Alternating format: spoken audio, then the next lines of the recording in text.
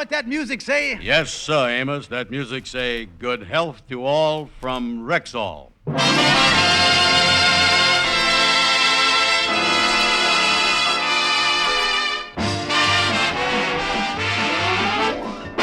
The Amos and Andy Show, transcribed with Ernestine Wade, Johnny Lee, Sarah Berner, Shirley Mitchell, Jeff Alexander's music, and radio's all-time favorites, Amos and Andy.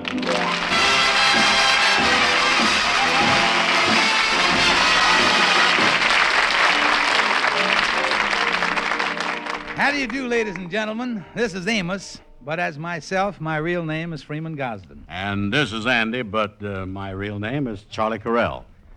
Tonight is the last broadcast of the present season, and we are very, very happy, ladies and gentlemen, to tell you that we will be back again next year at the same time for Rexall products. We are very proud of the name Rexall and what it stands for. And that's why my partner talks to you so sincerely each Sunday before the broadcast, telling you of the trust you can put in any product that bears the name Rexall. After the show tonight, we will come back and tell you goodbye until next season. But just one thought now. Even though we will not be on the air during the summer months, we would still greatly appreciate it if you would visit your friendly Rexall druggist during our absence.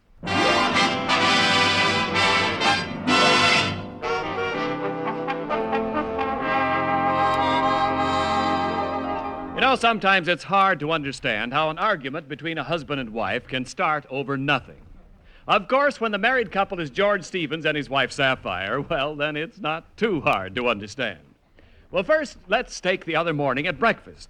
Sapphire didn't know it, but the first act of aggression was when she put the poached eggs in front of George. Holy smokes, look at the way you done broke those 2 eggs. The yolks is running all over the white. It's like staring into the eyes of a hippopotamus with a hangover. George, there ain't nothing wrong with them eggs. They is fresh laid. Yeah, well, if you ask me, them chickens was glad to get rid of them. And look at this coffee. And what's wrong with the coffee? What's wrong with it? I feed hogs while in better stuff than that. Now, George, And look at them stringy marmalade there. That stringy marmalade. I don't know whether to eat it or step on it. George Stevens, maybe you would have been better off if you'd have married somebody else. Well, maybe I would have been better off. After all, we ain't had no perfect life together. Don't you talk that way about our marriage. When you was courting me, you told me you was looking for a sweet little gal who would love you for the rest of your life. That's right. The only trouble was after we got married, you made me stop looking, George Stevens, maybe you'd be better off married to somebody else. Yeah, well, like I said, maybe I would be better off. Who would have married you? Well, Florence Baxter, for one. Florence Baxter? The bridesmaid at our wedding? Yep. You always did have a crush on her, didn't you? Well, I guess it did. Florence Baxter, my old flame. George Stevens, what is you thinking about? Honey, if I told you, you'd hit me over the head with that toaster right there. Now, look here, George Stevens. Every time we has an argument, you is always comparing me unfavorable with that Florence Baxter. I tell you once and for all, I'm fed up with hearing about Florence Baxter. Oh, you is, huh? Well, now let me tell you something. No, I'll tell you something. I'm tired of you complaining about me. After all, I'm the one that's kept this family together. I have supported you for 22 years. But Sapphire... You ain't nothing but a no-good, lazy loafer. I wish you was married to Florence Baxter. Now, I'm going in the bedroom, and you can get your own breakfast. You hear that, you big bum?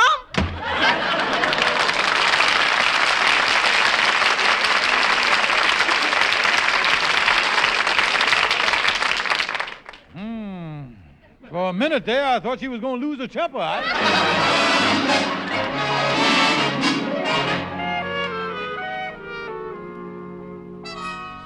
Yes, Henry, I'm certainly glad that you dropped over to the lodge here. It's been nice talking to you.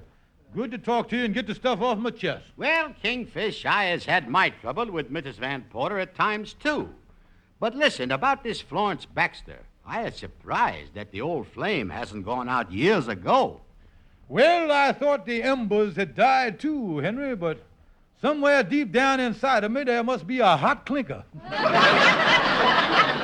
You know, Henry, I guess I do love Sapphire, but, well, I just can't help thinking I might have been better off marrying Florence Baxter. That's what I think. Well, if she was such a prize, why in the world did you ever marry Sapphire? Well, it was just one of them strange jerks of fate, Henry. It all started 22 years ago back in Marietta, Georgia. Mm-hmm. Me and Andy was working in the cotton mill and rooming together. I remember one night, he had lined up a couple of gals, and we was driving over to pick 'em up in my old Rickenbacker 6, you see. I had my ukulele with me. Oh, I can see the whole thing now. Oh, if you like a ukulele lady, ukulele lady like a you. Oh, root-toot-toot-toot. I'll razzmatazz. Oh, do-do-de-o. Andy, you know what? Our voices homogenize good here, don't they, boy? Oh, yeah. You know something? We is almost good enough to go on the radio with Major Bowlegs. Oh, yeah. Hey, we better step on it. We're meeting the gals at 7. Yeah. Say, the car looks nice. Oh, yeah. Well, I got it all slicked up for the date tonight. I washed the thing, chased the chickens out the back seat and all that stuff. Yeah, well, I'm glad you done that.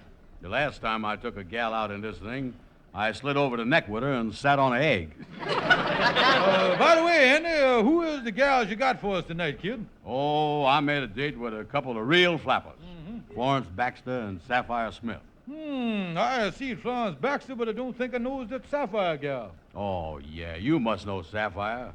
You remember them 4 debutantes we seen walking down the street the other day? Yeah.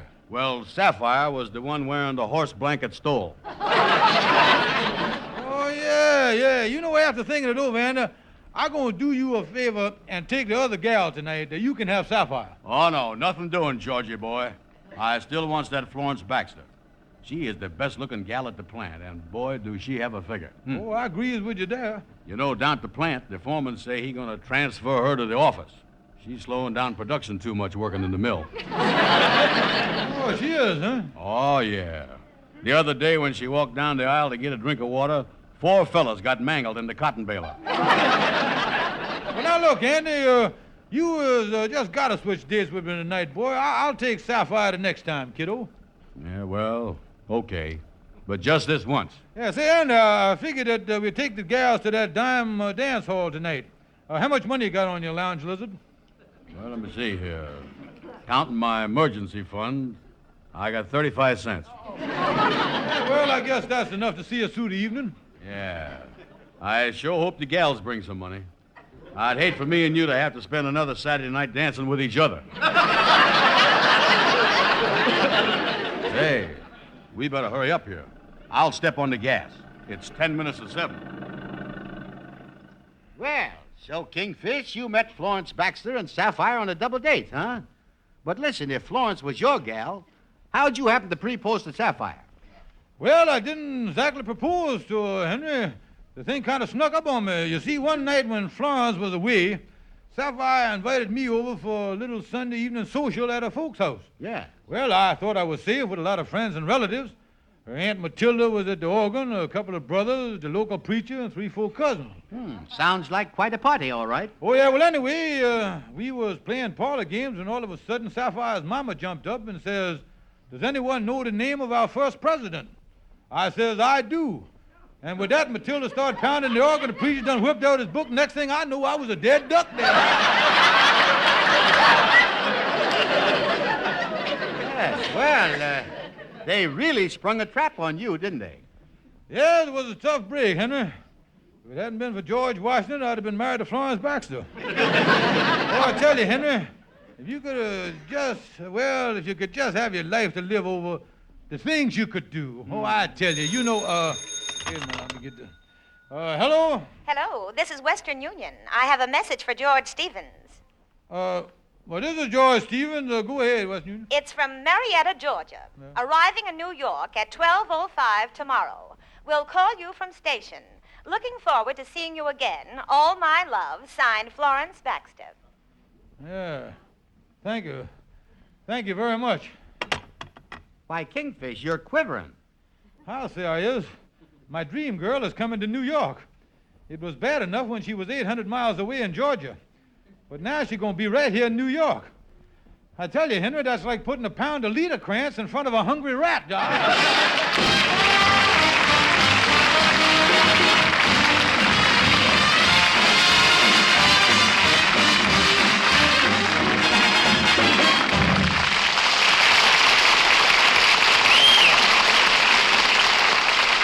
Good evening. This is your Rexall family druggist speaking to you for the 10,000 independent druggists who have made the word Rexall part of our own store names. We've done that because we recommend and sell the 2,000 or more drug products made by the Rexall Drug Company. Like Bismarex, for example. This famous antacid often neutralizes excess stomach acidity within 1 minute, eases gastric distress, leaves a soothing protective covering on irritated stomach membranes. Ask for Bismarex, Bisma-Rex, Bismarex, at Rexall drugstores everywhere.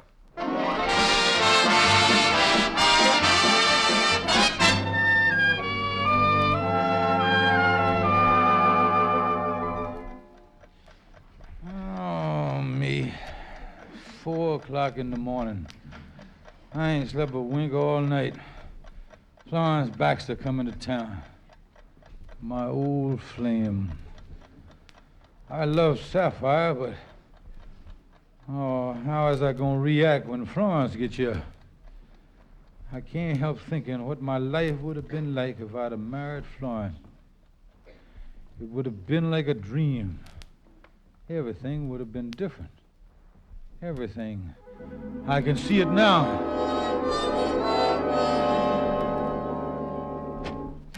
Well, good morning, my bride. Good morning, my sweet. Oh, George, my love. These last 5 minutes away from you have been agony. Sit down to your breakfast, my love. Thank you, honey. Oh, what a beautiful pair of poached eggs. It must have broken the chicken's heart to let go of them. And this coffee. The coffee is like Chanel No. 5 from a dripillator. Oh, I just love doing things for you, George. Oh, thank you, Florence, darling. You were so considerate. You were so lovely, beautiful. Oh, George, you is the most wonderful, the most generous, and the most handsome man in the whole world. And you were so truthful, too. Now, hurry up, George, darling. Finish your eggs. I got a lovely T-bone for you in the oven, French fried potatoes, sweet rolls, and a honeydew melon. And what is you going to have, my darling? Whatever you leave over, sugar. You know, honey, you was the perfect wife. You don't nag at me for not working. You make your mama send us a fat check every week. And another thing I like about you, you ain't jealous. Why, last night at the party when I was kissing and smooching with them other gals, you didn't say a word. Of course not, George. When we go out, I likes to see you enjoy yourself. Come here, my love, and let me run my fingers through your long, wavy hair.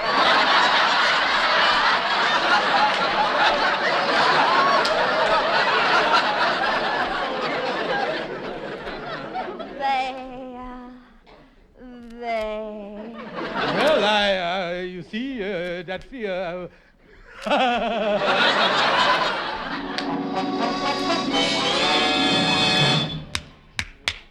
George, wake up. Wake up. Yeah, well, what the... Ow! Sapphire, why is you slapping me on the head like that? What is you up to? Nothing, honey. I was just dreaming. Listen, you bum. When you dreams around here, wipe that smile off your face.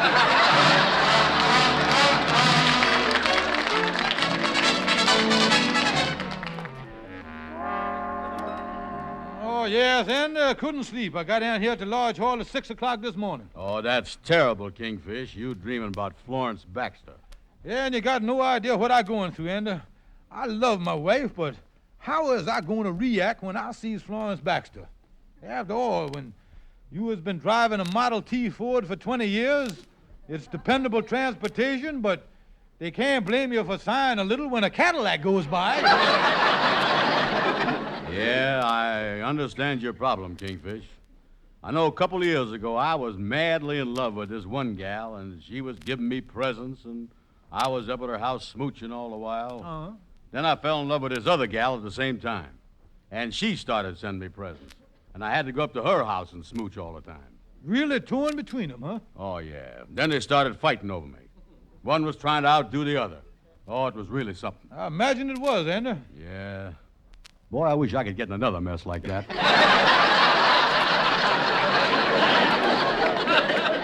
But Andy, I'm going to tell you something, boy. I got a problem here. Now, how is I going to react when I sees this Florence? Florence, my dream girl. Well, now, wait a minute, Kingfish. You love Sapphire, don't you? Yeah, I know that does, but I've been married a long time and knowing things has changed. When I first married Sapphire, she used to come to the breakfast table in a beautiful negligee with her hair tied back in neat little ribbons. Now she comes to the table in an old flannel bathrobe with her hair down over her face like a sheepdog. She do, huh? Yeah, lucky she's getting bald or she wouldn't be able to see where she's going.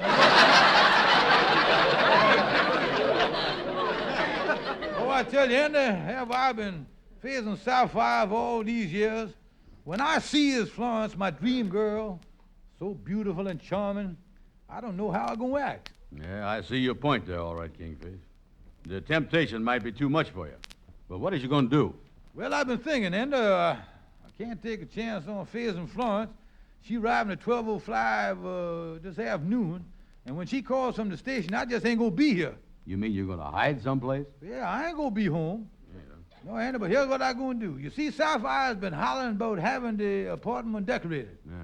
Now, I'm going to tell her that I'm going to have it done, and we got to move to a hotel for a few days. Now, that way, when Florence calls from the station this noon, why, we won't be there. Yeah. I'm going home now and start Sapphire packing. I got to get out there by 12:05. In other words, Kingfish, you think that this is the best way to be happy for the rest of your life? Listen, Andy, I was a married man. Happiness ain't got nothing to do with it. Now,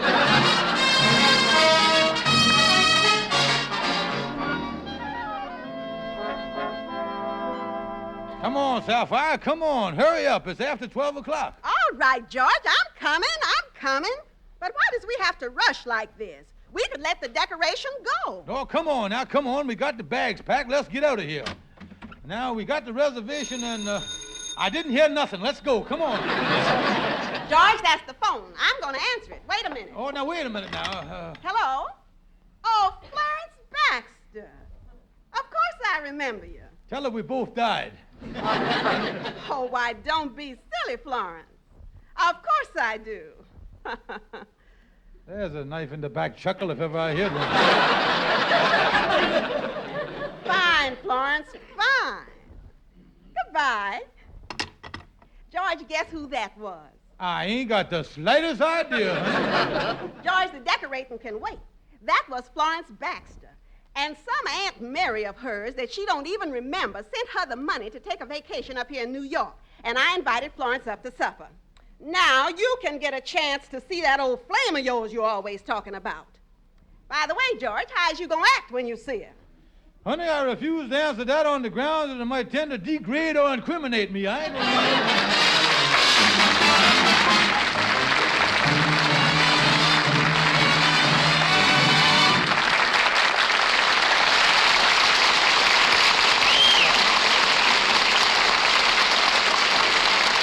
Here's your Rexall family druggist.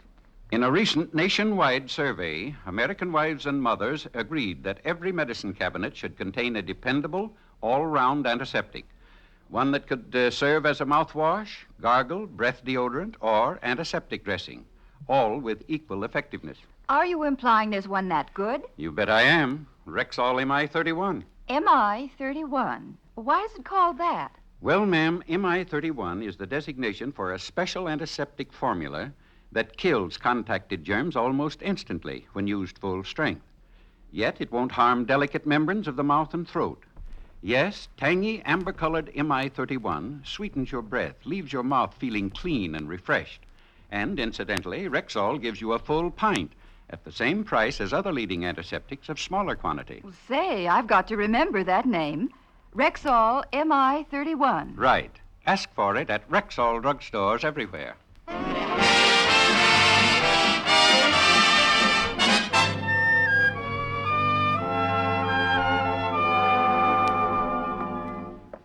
Oh, me. I got to get in here and talk to my lawyer, Calhoun. This is the greatest emotional problem I'd have ever faced in my life. Calhoun, I gotta see you right away. Well, if it ain't Calamity George. Now listen, Calhoun, I got a terrible problem. An old gal of mine, Florence Baxter, that I was crazy about before I got married, and who I has been thinking about for the last 22 years, is coming up here to my house for supper. Now, what is the first thing I ought to do? Well, that's simple. Just send your wife to the movies. Oh, no. I can't do that. What must I do, though, when the gal walks in? Well, now, first of all, you gotta be calm. Remember, your wife is watching your actions. Yeah, of course, when I sees the gal, maybe I'll get a little excited, you know. Well, now, when you see her, try not to act like a bird dog and go on point and start quivering. Well, that's all I can do, Calhoun. Just go through with the thing like my heart ain't breaking and never show Florence how I really feel about her. Sure. Oh, yeah, that's what I'm going to do. You know, Calhoun, I'm glad I come here and talk to you because you know a lot about women. How come you never got married, Calhoun? Well, now, Kingfish, that's a sad, sad story. When I was young, I had my one true love. Kingfish, I tell you, she was the sweetest gal that ever lived. So shy and gentle.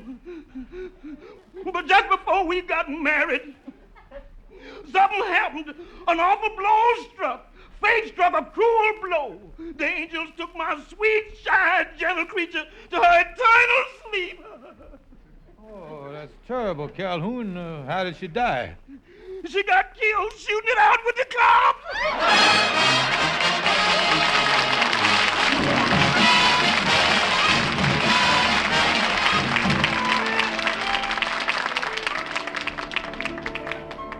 Well, boys, I just want you to walk with me as far as my house. I'm going to tell both of you that I as nervous as a kitten. Yeah, well, this is something, Kingfish, and I don't blame you. You about to come face to face with your old gal. Yeah, but to tell you the truth, Kingfish, I don't know. I know you're nervous. Wonder if you would tell me, though, that you feel like you feel like you used to about this Florence Baxter? That you feel like you ought to marry her or something? Yes, I do, Emma. I'll probably have a crush on her for the rest of my life. But that's my hard luck, I guess. Say, Kingfish, I was just looking at you here. Look at there. You is really dressed up there, ain't you? Oh, yes, and I guess a fellow always wants his old gal friend to think he's a success and still the handsome chic that he was in the old days, you know. Yeah. Well, here's my house, boys. I'll see you tomorrow, boys. Thank you for walking with me. Yeah, well, good luck to you, Kingfish. Yeah, so long, Kingfish, so long. Oh, well, guess I'll get on in here. Sapphire said Florence was coming about 7 o'clock.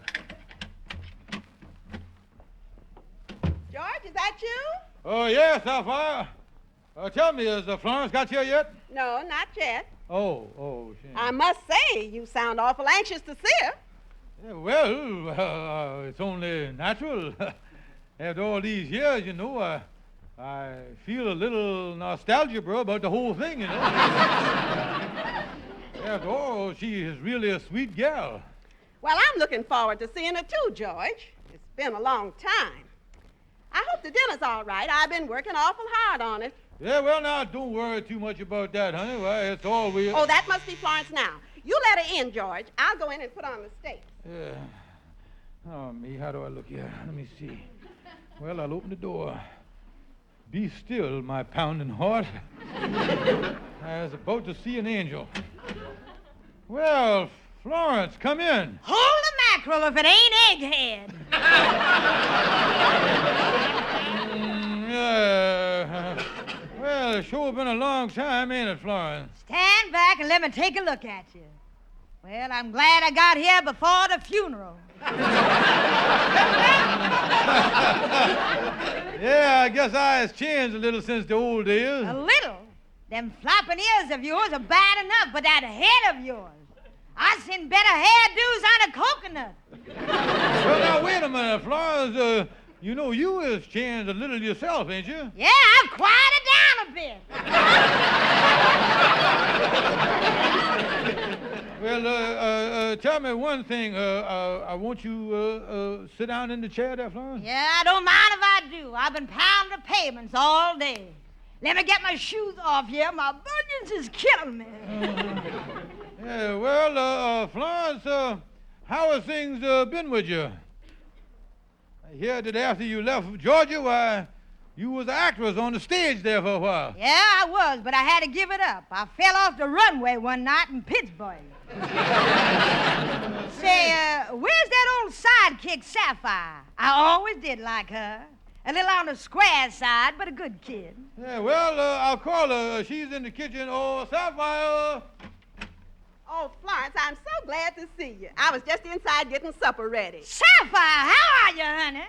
Forget the supper, kid. Get your glad rags on, and the three of us will go out and do the town. Let's go from cafe to cafe, and we'll dance till daybreak. Yippee! Come on, egghead, get a move on you. Oh, me.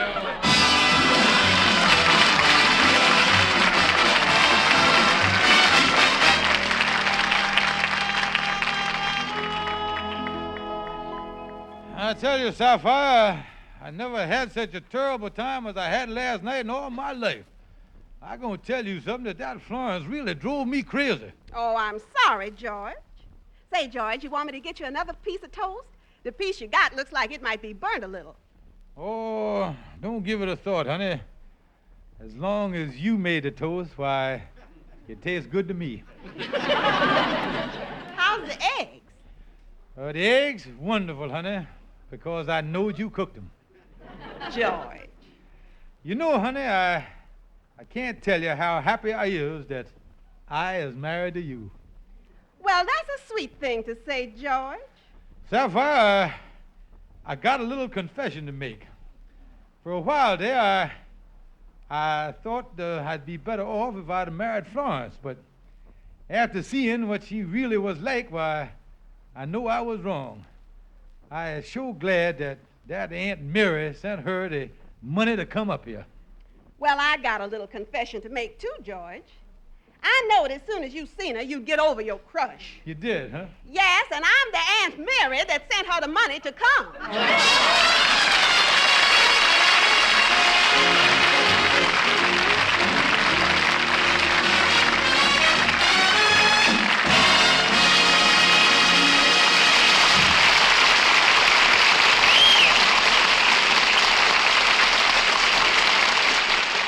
Again, here's your Rexall family druggist. Would you mind stepping over here a little closer, Amos and Andy? That's it.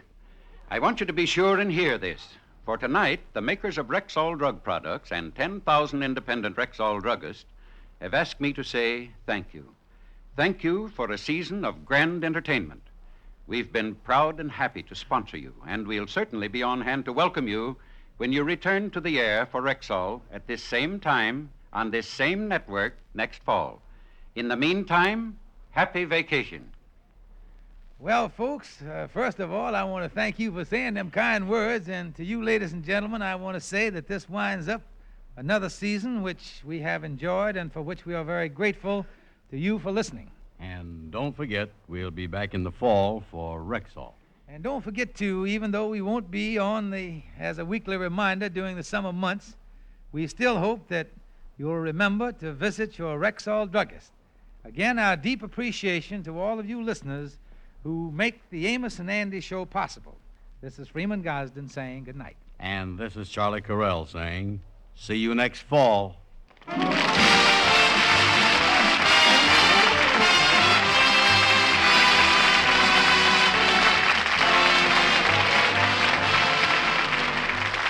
The Amos and Andy Show is written by Joe Connolly, Bob Mosier, and Bob Ross. This is Ken Niles speaking. This program is transcribed. This is CBS, the Columbia Broadcasting System.